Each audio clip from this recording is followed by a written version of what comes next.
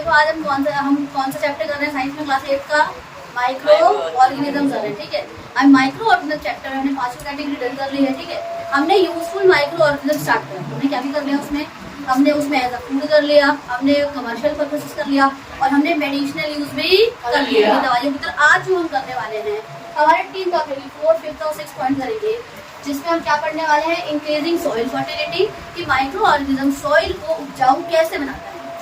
Soil में plant grow करने के लिए सॉइल फर्टाइल होना चाहिए कि नहीं होना चाहिए ना, मतलब सॉइल के अंदर न्यूट्रिएंट्स होने चाहिए। क्या होने चाहिए, सीधी सी बात है, न्यूट्रिएंट होने चाहिए, वो उपजाऊ होने चाहिए, जब प्लांट ग्रो करेगा ना बेटा काफी अच्छा ग्रो करेगा। क्योंकि जो भी प्लांट चीजें लेता है न्यूट्रिएंट कहाँ से लेता है, सॉइल से। अगर सॉइल फर्टाइल रहेगी नहीं, बंजर रहेगी और फर्टाइल नहीं रहेगी तो क्या प्लांट अच्छा ग्रो करेगा, नहीं करेगा, सीधी सी बात है। फिफ्थ पॉइंट क्या पढ़ना है, क्लीनिंग का एनवायरनमेंट। एनवायरनमेंट को साफ करने के लिए माइक्रो ऑर्गेनिज्म का क्या रोल रहता है, ये पढ़ेंगे। मतलब हमारे आसपास के वातावरण को ना कैसे साफ रखता है, गंदगी कैसे नहीं होने देता है। 6 पॉइंट हम क्या पढ़ने वाले हैं, माइक्रो ऑर्गेनिज्म के अलग अलग यूजेस। क्या पढ़ने वाले हैं, माइक्रो ऑर्गेनिज्म। ठीक है, अब उसमें क्या क्या पढ़ेंगे जरा ध्यान से सुनना। ठीक है, सबसे पहले स्टार्ट करने वाले हैं हम इंक्रीजिंग सॉइल फर्टिलिटी। मेरी बातों को ना पहले ध्यान से सुनना, फिर बोर्ड पे आएंगे। बात समझे, एक बैक्टीरिया है जिसका नाम है rhizobium bacteria. What did I से, मैंने क्या बोला कि एक बैक्टीरिया है जिसका नाम है राइजोबियम बैक्टीरिया। ये क्या करता है, सॉइल की फर्टिलिटी को बढ़ाता है। व्हाट डिड इट डू, क्या करता है वो, सॉइल की फर्टिलिटी को बढ़ाता है। तो जो राइजोबियम बैक्टीरिया है help in the increasing fertility of the soil. इतनी बात समझ आ गई, कैसे करता है, क्या करता है, कहानी सुनना ध्यान से। हमारे इस पूरे एटमॉस्फेयर में बहुत सारी गैसेस है बेटा, इसमें नाइट्रोजन भी है, इसमें ऑक्सीजन भी है, इसमें सारी गैसेस है। इसे क्लियर इतना पता है सबको, पता ही वाली बातें। अब मेरी बात ध्यान से सुनो, अगर मेरे एटमॉस्फेयर में सारी गैसेस है तो सॉइल को जो सबसे ज्यादा चीजें चाहिए ग्रो करने के लिए वो नाइट्रोजन होता है। क्या होता है बेटा, ऑक्सीजन तो उसे चाहिए लेकिन बहुत ही कम अमाउंट में चाहिए, क्योंकि प्लांट तो खुद ही एज अ बाय प्रोडक्ट क्या निकाल रहे होते हैं, ऑक्सीजन निकाल रहे होते हैं ना हमारे लिए। तो सबसे ज्यादा अगर कोई गैस प्लांट को चाहिए होती है तो कौन चाहिए होती है, नाइट्रोजन चाहिए होती है। कौन चाहिए होती है, नाइट्रोजन। अब एक बात बताओ, हम सबकी खाने का एक तरीका होता है, हम रोटी को पकाकर ही खाते हैं, जब कच्चा आटा खाता है क्या हम कच्ची सब्जी खाते हैं, नहीं। तो हमें कोई भी चीज खाने की या लेने की एक फॉर्म है कि कोई भी चीज कैसी होनी चाहिए, पकी होनी चाहिए। कैसी होनी चाहिए बेटा, बॉयल होनी चाहिए और अच्छे कैसी होनी चाहिए, पूरी तरीके से पकी होनी चाहिए, फ्राइड वगैरह होनी चाहिए। इतनी बात समझ आ गई। तो क्या प्लांट गैसेस को ऐसे ही ले लेगा, पहले वो उसे कन्वर्ट करेगा ना अपनी लेने वाली फॉर्म में, बताओ लेगा कि नहीं लेगा। जैसे हम खाना खाते हैं बेटा, तो हम क्या करते हैं, हम खाने को सब्जी को खरीद के लाते हैं, फार्मर ने उगाई, हमने खरीदा, हम उसे काटते हैं और हम फिर क्या करते हैं, उसे पकाते हैं। तो क्या हम कच्ची सब्जियां खा लेते हैं, क्या हम कच्चे चावल खाते हैं, क्या हम कच्चे आटा खाते नहीं खाते। तो क्या प्लांट ऐसी उस गैस को ले लेगा जो एटमोस्फेयर से आ रही है, नहीं ले सकता ना। तो जो भी एटमोस्फेयर में नाइट्रोजन है उसे बोलते हैं एटमॉस्फेरिक नाइट्रोजन। क्या बोल देते हैं बेटा, एटमॉस्फेरिक नाइट्रोजन। और जो एटमॉस्फेरिक नाइट्रोजन होता है ना बेटा, पता है उसके अंदर ना ऐसी इसकी ऐसी होती है N और ट्रिपल बॉन्ड, ये एटमॉस्फेरिक नाइट्रोजन का फॉर्मूला है। तो जो प्लांट होता है ना, अगर ये ट्रिपल बॉन्ड में रहेगा, 1 2 3 बॉन्ड रहेगा, तो वो नहीं ले सकता जब तक आप इसको डबल बॉन्ड या सिंगल बॉन्ड में कन्वर्ट ना करें। बात समझ में क्या, अगर नाइट्रोजन के बीच में ट्रिपल बॉन्ड रहेगा, जो फॉर्मूला है एटमॉस्फेरिक नाइट्रोजन का, तब तक प्लांट इसको अपने अंदर नहीं ले सकता, वो इसको अपने अंदर नहीं लेगा, या सॉइल के अंदर ये डिसॉल्व।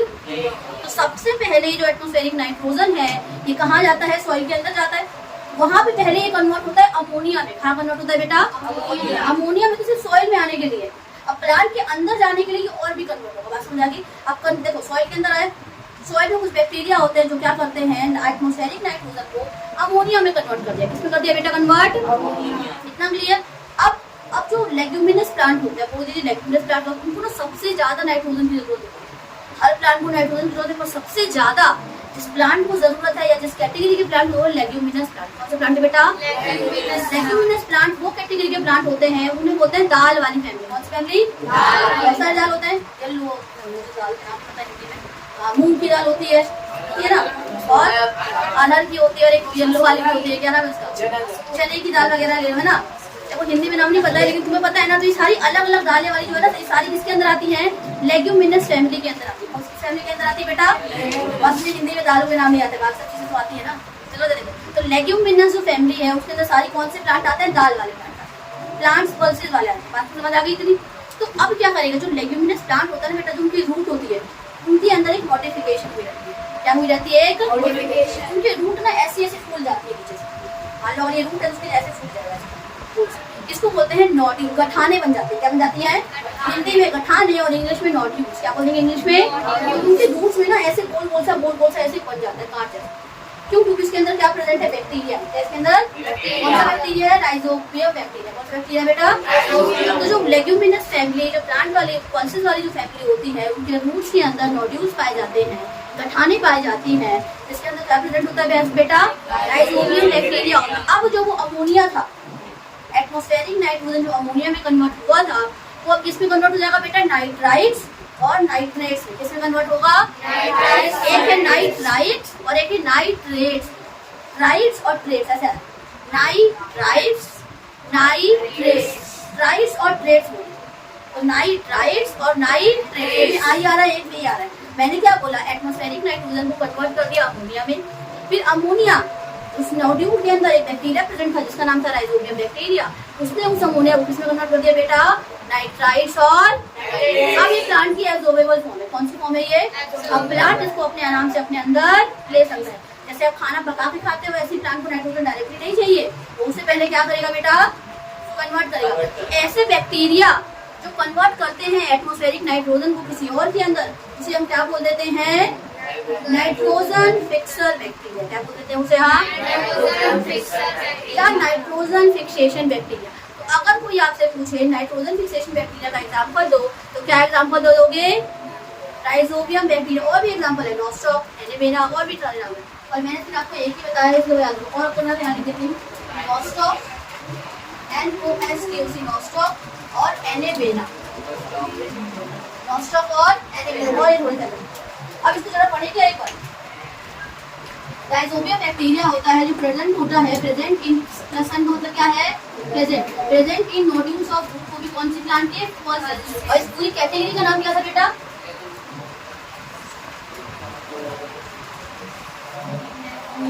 लेग्यूमिनस क्या था उसका नाम? ठीक है। तो ये क्या करता है? राइजोबियम बैक्टीरिया एब्जॉर्ब करता है एटमॉस्फेरिक गैस को, कहाँ से? एटमॉस्फेयर से, और कन्वर्ट कर देता है सिंपल नाइट्रोजन कंपाउंड की फॉर्म में। इसका नाम क्या है? नाइट्रेट और नाइट्राइट्स। क्या है पहले नाम? नाइट्रेट बनता है, फिर नाइट्राइट। पहले ये बनेगा अमोनिया के बाद, वापस से फिर इसमें पहले बना एटमॉस्फेरिक नाइट्रोजन से अमोनिया, फिर बना नाइट्रेट, फिर क्या बना बेटा? नाइट्राइट्स। ठीक है, नाइट्राइट्स क्या करते हैं? अंदर ले सकते हैं। अब इधर सुना, अब हार्वेस्टिंग करने के बाद जब फसल को काट दिया जाता है दाने को, तो काम की चीजें हैं, उसे काट दिया जाता है। ठीक है बेटा। तो मैंने क्या बताया? जब हार्वेस्टिंग क्या होता है? जब फल मतलब प्लांट को काट दिया जाता है। भारत में कोई प्लांट हुआ है, टमाटर का प्लांट है, ठीक है, वो बात उनको काटते हैं ना, तो कटाई करना क्या होता है? हार्वेस्टिंग। हमने बहुत टाइम पढ़ा होगा हार्वेस्टिंग क्या होता है? जब फसल पूरी तरह तैयार हो जाती है तो उसकी कटाई को हम क्या बोल देते हैं? पल्सेस वाली प्लांट भी तैयार हो गया होगा। जब हम हार्वेस्टिंग करते हैं, क्या कर लेते हैं? हार्वेस्टिंग करने के बाद प्लांट प्लसेस जो निकला था, मतलब पल्सेस जो हुआ था, उसको काट लेने के बाद क्या होता है? जो रूट्स है ना, वो डिकम्पोज कर जाते हैं अपने आप ही। क्या कर जाते हैं? डिकम्पोज करने का मतलब हो जाते हैं। डिकम्पोज मान लो ना, सड़ गल जाते हैं तरीके से। अब प्लांट तो हट गया तो रूट तो बच गया ना, तो रूट क्या करेगा? डिकम्पोज कर जाएगा। क्या कर जाएगा? अब डिकम्पोज शुरू करता है क्योंकि बैक्टीरिया है ना, अपने अंदर का एक्शन दिखाना शुरू करता है। बात समझ रहे हो?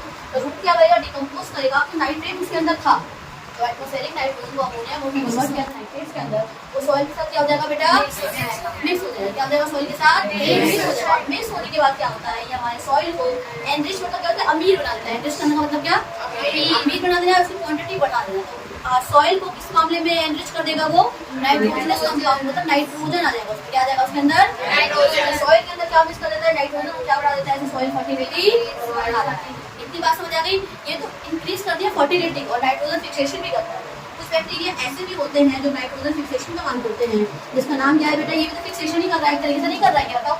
ये क्या कर रहा है? एटमॉस्फेरिक नाइट्रोजन किसमें कन्वर्ट कर रहा है? नाइट्रेट और नाइट्राइट को कन्वर्ट कर रहा है। तो क्या इसमें एटमॉस्फेरिक फिक्सेशन नाइट्रोजन फिक्सेशन नहीं करी है? करी है ना कि नहीं करी? बताओ। आप साइनोबैक्टीरिया भी तो वही चीज करता है। देखो, एक बैक्टीरिया होते हैं जो फिक्स करते हैं एटमॉस्फेरिक नाइट्रोजन को, किसमें करते हैं? नाइट्रेट में। जिसका एग्जांपल क्या है? Blue green. इसका एक और नाम क्या था? क्लियर है? ठीक है। अब पांचों बड़े क्लीनिंग द एनवायरनमेंट। क्या करता है? एनवायरनमेंट को क्लीन करता है। अब मान लो कोई प्लांट है, उसके डेथ मतलब प्लांट मर गया, हमारी डेथ होती है। हमारे केस में देखो, हिंदू वगैरह में तो क्या होता है? डेड बॉडी को जलाया जाता है। लेकिन जो मुसलमान वगैरह होते हैं वो क्या करते हैं? डेड बॉडी को सॉइल के अंदर गाड़ देते हैं। तो डेड बॉडी एक तरीके से वो इंसान मरा तो हुआ है कि नहीं मरा हुआ? बताओ। बहुत सारे ऐसे होते हैं जिसमें सॉइल के अंदर गाड़ दिया जाता है, गाड़ता है ना। हमारे केस में जलाया जाता है, पर जलाना सबसे बेस्ट ऑप्शन माना जाता है। नहीं भी जला वो भी बेस्ट ऑप्शन है, गाड़ना भी ठीक है लेकिन जलाना ज़्यादा अच्छा है, ठीक है। अब इधर सुनो ध्यान से, क्या हो डेड बॉडी, किसी की मानो डेथ हुई, किसी माउंटेन फैमिली में डेथ हुई, उसने जमीन के अंदर क्या करते हैं गाड़ दिया, उस सॉइल के अंदर क्या थे बैक्टीरिया है कि नहीं है, बहुत सारे माइक्रो ऑर्गेनिज्म है। तो माइक्रो ऑर्गेनिज्म क्या करते हैं डेड एंड डिकेइंग पे, मान लो कोई प्लांट ही मर गया सॉइल के अंदर, तो क्या करता है उसको अपना एक्शन दिखाएंगे, क्या करेंगे उसको अपना उसको एक्शन दिखाएंगे प्लांट, और उसको डिकम्पोज करेंगे, क्या करते हैं उसको डिकम्पोज करके सॉइल की फर्टिलिटी बढ़ाते हैं। क्या बढ़ाते हैं बेटा, क्या लिखा है माइक्रो ऑर्गेनिज्म डिकम्पोज डिकम्पोज कर देते हैं डेड ऑर्गेनिक वेस्ट। हमारा वेस्ट कैसा है ऑर्गेनिक, कोई भी लिविंग अगर मरेगा तो वो ऑर्गेनिक वेस्ट कहलाएगा। मैं मरी तो मेरा भी ऑर्गेनिक वेस्ट ही मरेगा। तो प्लांट डेड कर रहा है तो वो लिविंग था ना पहले, कोई भी अगर लिविंग बेटा डेड करता है तो वो कैसा वेस्ट देता है ऑर्गेनिक। तो डेड ऑर्गेनिक वेस्ट मिलता है किससे, प्लांट और एनिमल। मान लो प्लांट बना तभी तुम्हें कैसा वेस्ट मिलेगा ऑर्गेनिक, एनिमल बना तभी कैसा वेस्ट मिलेगा ऑर्गेनिक मिलेगा, ठीक है। By converting them into harmless simpler substances, छोटे छोटे टुकड़ों में तोड़ देता है तो कैसे नुकसानदायक नहीं हो। हार्म मतलब नुकसान पहुंचाना, किसी के आगे लेस लग गया मतलब वो नुकसान नहीं पहुंचाएगा। नीड लेस, नीड मतलब जरूरत होती है, लेस मतलब जरूरत नहीं है। तो हार्म पहुंचाता है और लेस लग गया मतलब वो नुकसान नहीं पहुंचाने वाले छोटे छोटे टुकड़ों में तोड़ देता है, तो दोबारा से रिस्टोर हो जाता है सॉइल के अंदर और क्या बढ़ा देता है इसकी फर्टिलिटी। एक नेचुरल मेथड है, कैसा मेथड, ये नेचुरल मेथड है, ये क्योंकि अपने आप हो रहा है सारा, ठीक है। तो आपको ये और ये पॉइंट समझ आ गए। आप कुछ अदर यूजेस है माइक्रो के करते ही हमारा जो यूजफुल वाला है वो खत्म हो जाता है, ठीक है। थर्ड 6 पॉइंट क्या है, सब अदर यूजेस ऑफ माइक्रो। पहले मैंने लिखा है बैक्टीरिया को ना लेदर इंडस्ट्री और जूट इंडस्ट्री में भी इस्तेमाल किया जाता है। लेदर मतलब वो देखा, लेदर के कपड़े देखा चमड़े वाले जैसे होते हैं ना, बहुत ही वैसी जैकेट्स भी आती है लेदर की, पानी वगैरह चले तो अंदर तक नहीं जाता, ऊपर भी रहते हैं और ऐसे फट जाता है, देखो ना। लेदर के और जूट सबने देखा है, वो ब्राउन वाले बैग्स देखे, वो बोरे वगैरह देखे, वो जूट के बैग्स होते हैं। किसके बैग होते हैं बेटा, वो जूट के। जो पूरे वाले जो बोरे होते हैं ब्राउन कलर के, वो सब किसके हैं, जूट के तो बैग्स हैं। और आज तो ट्रेंड चल गया है जूट की चीजें इस्तेमाल करने का, जैसे प्लास्टिक इस्तेमाल कम किया है, ठीक है। तो इधर देखो, ठीक है। तो बैक्टीरिया का इस्तेमाल किया जाता है लेदर और कौन सी इंडस्ट्री के अंदर, जूट इंडस्ट्री के अंदर, इतना क्लियर। अब लेदर मैंने बता दिया क्या होता है, जो चमड़े से रह जाती है, इसमें लेदर इंडस्ट्री में क्या होता है उसका इस्तेमाल पहले करते हैं टैनिंग। इस प्रोसेस का नाम क्या है बेटा, करता कौन है, बैक्टीरिया। कौन करता है, रेटिंग ऑफ फाइबर्स भी कौन करता है, बैक्टीरिया ही करता है। तो मतलब जूट की मैन्युफैक्चरिंग कराना या लेदर की मैन्युफैक्चरिंग कराना, दोनों कौन कराता है बेटा, बैक्टीरिया कराता है। इतनी बातें फिर। अब टैनिंग में क्या होता है, हम ना एनिमल स्किन को लेते हैं और उससे क्या बनाते हैं, लेदर बनाते हैं। क्या बनाते हैं, जो अभी लेदर के कपड़े लोग पहनते हैं ना बेटा, जिसमें गर्मी वगैरह नहीं लगती है, बहुत ही गर्म रहता है, वो एक्चुअली बना किससे है, एनिमल स्किन से बना पड़ा है। किससे बना पड़ा है, एनिमल स्किन से बनाया गया लेदर। और लेदर क्या बनाई जा रही है, जैकेट बनाई जा रही है। बात समझ आ गई। तो टैनिंग में क्या होता है, बैक्टीरिया को convert animal skin into leather. अब रेटिंग ऑफ फाइबर मतलब क्या है, ये भी कहाँ होता है, जूट इंडस्ट्री में होता है। और इसमें क्या जाता है, इसमें सेपरेशन ऑफ फाइबर्स, फाइबर्स को क्या किया जाता है, अलग किया जाता है। तुम देखते हो बोरे के अंदर एक धागा निकालो तो निकल जाता है कि नहीं निकलता, सेपरेशन ऑफ फाइबर्स किया जाता है। इसमें कौन करता है, बैक्टीरिया करता है। अब जनरेटिंग बायोगैस क्या होता है, मीथेन गैस का नाम सुना है हमने। मीथेन गैस का इस्तेमाल हम क्या करते हैं, किसी भी चीज को चलाने के लिए फ्यूल की तरह इस्तेमाल, बड़ी बड़ी मशीन चलानी है तो मीथेन का इस्तेमाल करते हैं। बात समझ रहे हो, तो मीथेन ना एक तरीके की बायोगैस है। कैसी बताइए, और जब भी कोई इंसान कोई भी चीज बायोगैस रहती है उससे ना बड़ी बड़ी मशीन चल सकती है। ये वाली बात याद रखना। बायोगैस को एज अ फ्यूल इस्तेमाल करते हैं। फ्यूल क्या होता है, गाड़ी में फ्यूल लग रहा है पेट्रोल, तो गाड़ी आगे चल रही है। मशीन के अंदर कोई फ्यूल डलेगा तो क्या करेगी, गाड़ी आगे चलेगी, आप आगे चलेगा। मशीन वर्क करना इसका होता है फ्यूल करते हैं। इसको ना बायोगैस का इस्तेमाल किया जाता है किसी भी फ्यूल की तरह इस्तेमाल हो, किसी भी चीज को वर्क कराने के लिए। कोई मशीन हो गया, कोई गाड़ी हो गई, कोई व्हीकल हो गया, कोई भी चीज होगी, उसको वर्क कराने के लिए क्या चाहिए, बायोगैस। बहुत ज्यादा पावरफुल होती है, ठीक है।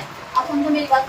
अब कैसे बताइए, हमारे कोई भी एनिमल वेस्ट, कोई भी वेस्ट हमारे द्वारा जनरेट किया गया, एग्रीकल्चरल वेस्ट हो सकता है, खाद वाद कोई भी चीज वेस्ट हो सकती है, घरों का वेस्ट, एनिमल वेस्ट जैसे हमारे फीसेस होते हैं, जैसे पॉटी वगैरह करने किसी एनिमल ने, हम नहीं कर रही, तो ये सारे वेस्ट भी काम के होते हैं। मैंने आपको 7th क्लास चैप्टर पढ़ाया था सीवेज वाला, उसने बताया था ये सब चीज़ कैसे होती है, काम की होती है। क्या बनाते हैं, बायोगैस बनाई जाती है। क्या बनाती है इनसे, और जो भी तुम्हारा वेस्ट था, हमारा वेस्ट था, गार्बेज था, इंडस्ट्रियल वेस्ट था, ये क्या बनाते हैं, बायोगैस बनाते हैं। क्या बनाते हैं, किसी तरह इस्तेमाल होता है बेटा, फ्यूल की तरह। ये सारे पॉइंट्स क्लियर। एक लास्ट पॉइंट रह गया, वो भी देखो। अब ना कुछ रूमिनेंट सबको पता क्या होता है, जैसे गाय हो गया, बकरी हो गई, तो क्या है, जो सेलुलोज खाते हैं, जो ग्रास खाते हैं ना, जो ग्रास खाते हैं, उनको हम कौन सा एनिमल बोल देते हैं, रूमिनेंट बोलते हैं। ऐसे एनिमल तो जुगाली करते हैं, मतलब हमेशा मुँह चलाते रहते हैं, जैसे कौन कौन से गोट है, काव है, ये सब ग्रास खाते हैं। क्या खाते हैं बेटा, अच्छा हम ग्रास क्यों नहीं खा सकते, वो ग्रास क्यों खाते हैं, क्योंकि हमारे अंदर ना ग्रास के अंदर एक चीज पाई जाती है जिसका नाम है सेल्यूलोज।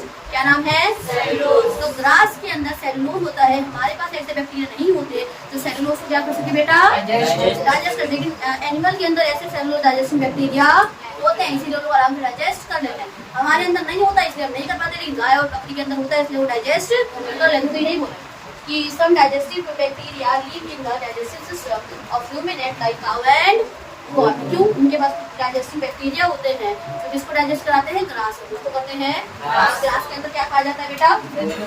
सेल्यूलोज। ठीक है, इसको डाइजेस्ट करने के लिए स्पेशल बैक्टीरिया चाहिए। कि आपको मेरे 4.6 पॉइंट में जो एडिशनल फीचर पॉइंट बताए थे, इसमें किसी कोई डाउट है? नहीं। अच्छे से समझ आ गया ना?